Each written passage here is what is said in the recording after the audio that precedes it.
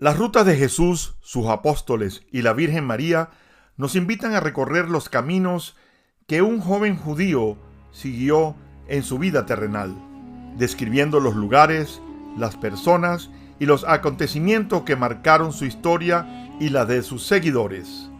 Este viaje no es solo geográfico, sino también espiritual y cultural. Cada etapa nos acerca más a comprender la vida cotidiana, las tradiciones y la misión de Jesús en el contexto de su tiempo.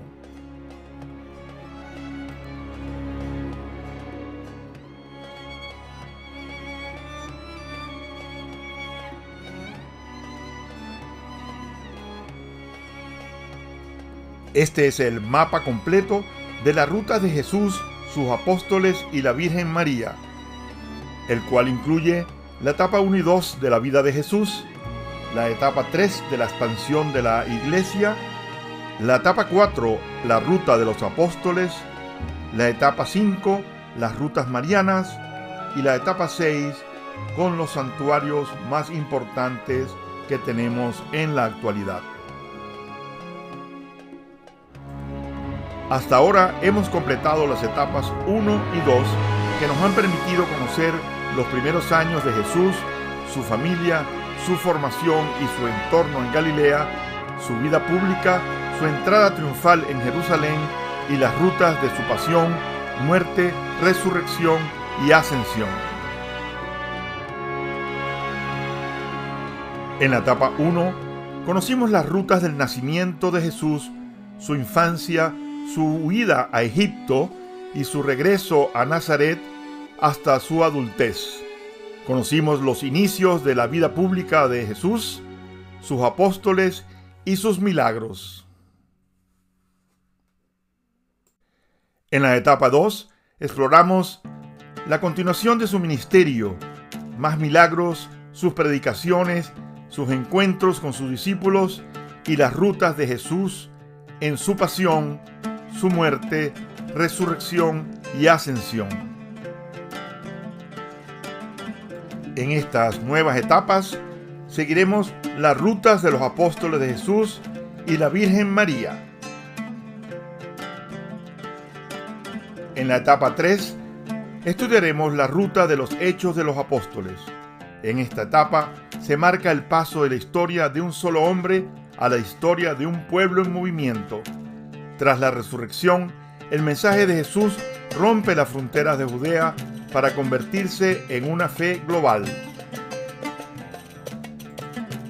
A través de este mapa, seguiremos el rastro de los apóstoles desde Jerusalén, las calzadas romanas y las rutas del Mediterráneo, desde el estallido de Pentecostés en Jerusalén hasta la llegada de Pablo a Roma.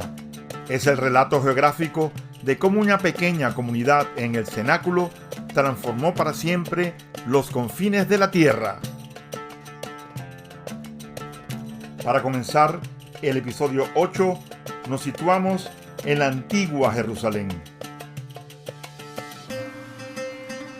En este episodio veremos las actividades que ocurrieron en el cenáculo después de Pentecostés y la ascensión de Jesús. Nos trasladaremos hasta el templo, hacia la puerta dorada, para recordar los eventos en la puerta hermosa. Seguiremos al pórtico de Salomón, el martirio de Esteban y continuaremos hacia el valle de Cedrón para la expansión hacia Samaria y Judea. El episodio 8 marca el nacimiento de la iglesia en el corazón de Jerusalén. Todo comienza en el cenáculo, situado en el monte Sión, el kilómetro 0, donde los apóstoles y María reciben al Espíritu Santo en Pentecostés.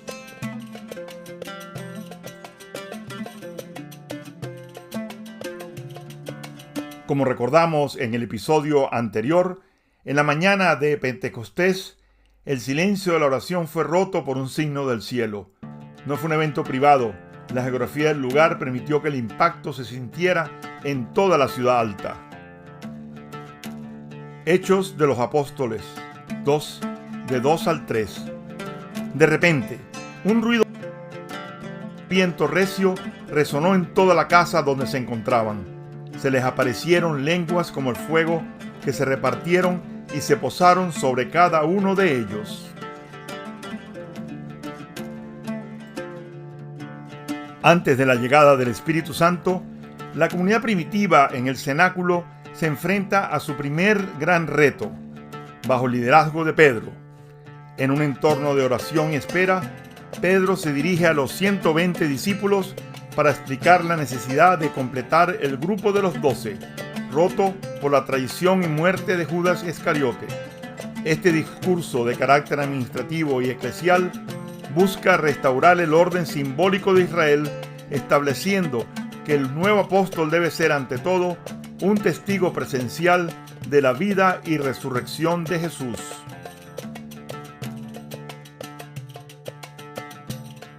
Está escrito en el libro de los Salmos: hágase desierto su lugar y no haya quien habite en él, y también que otro ocupe su cargo.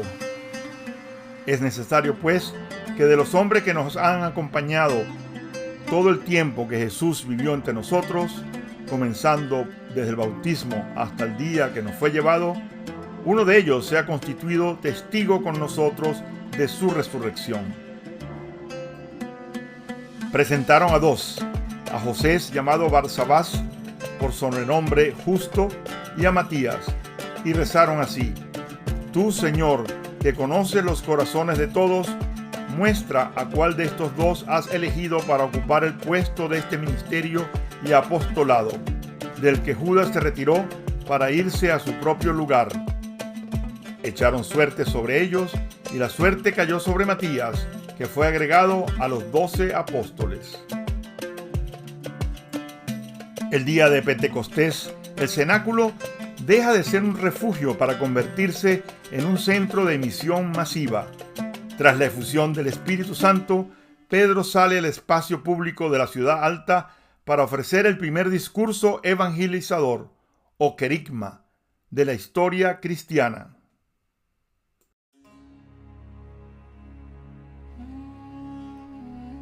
Este momento cierra el episodio del cenáculo con la incorporación de unas 3,000 personas, activando la red de creyentes que pronto llevaría estas palabras por todas las rutas de Judea, Samaria y el mundo conocido.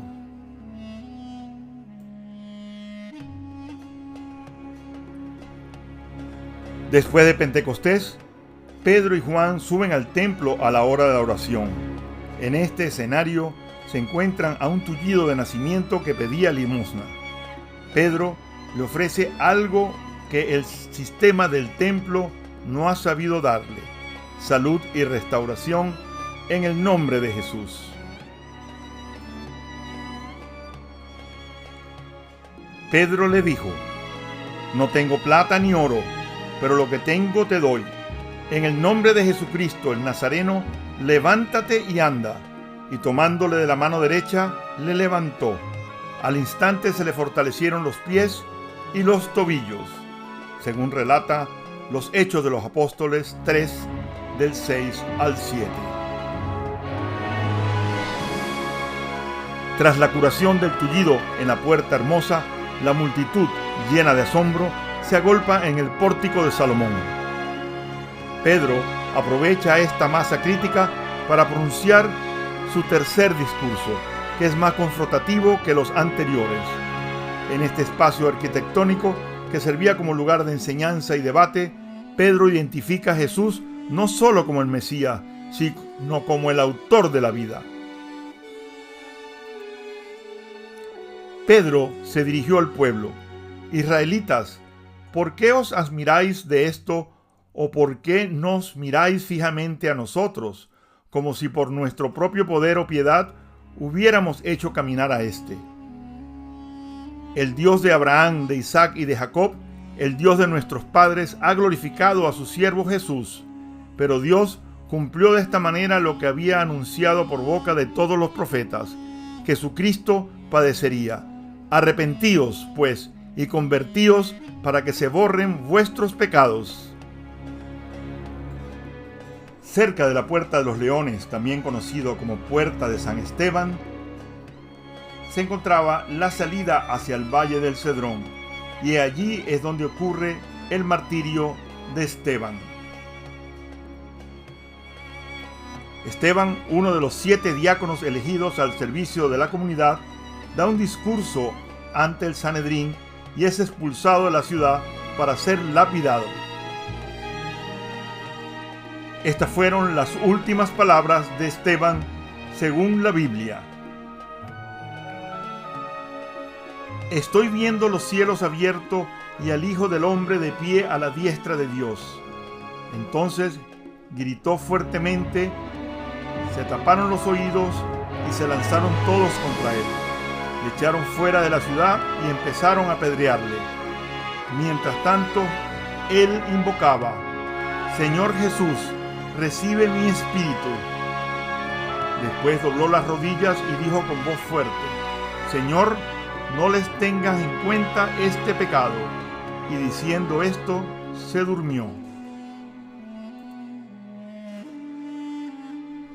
Tras el martirio de Esteban cerca de la Puerta de los Leones, ahora nos situamos en el Valle de Cedrón. Este valle que separa la ciudad del Monte de los Olivos se convierte en la ruta de escape para muchos creyentes. En este momento, nuestro Story Map deja de ser un mapa de puntos estáticos para convertirse en un mapa de vectores y trayectorias. La muerte de Esteban no detiene el movimiento, lo acelera. Este evento marca el inicio de una gran persecución que actúa como el detonante logístico de la expansión. Mientras algunos piadosos enterraban a Esteban, Saulo de Tarso empieza a perseguir a la iglesia. Sin embargo, en la lógica de la misión, la persecución se traduce en difusión. Aquel día se desató una gran persecución contra la iglesia de Jerusalén. Todos, a excepción de los apóstoles, se dispersaron por las regiones de Judea y Samaria. Los que se habían dispersado iban por todas partes anunciando la palabra.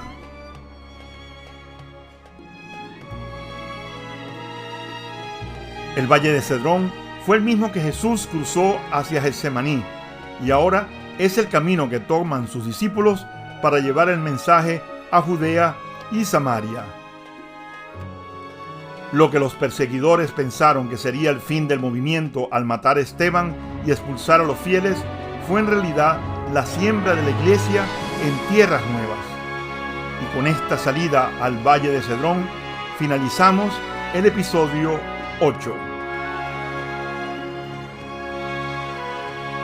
Continuaremos en el episodio 9 con la expansión de la iglesia a Judea y Samaria como parte de esta etapa de las rutas de los apóstoles y la Virgen María. Que Dios los bendiga.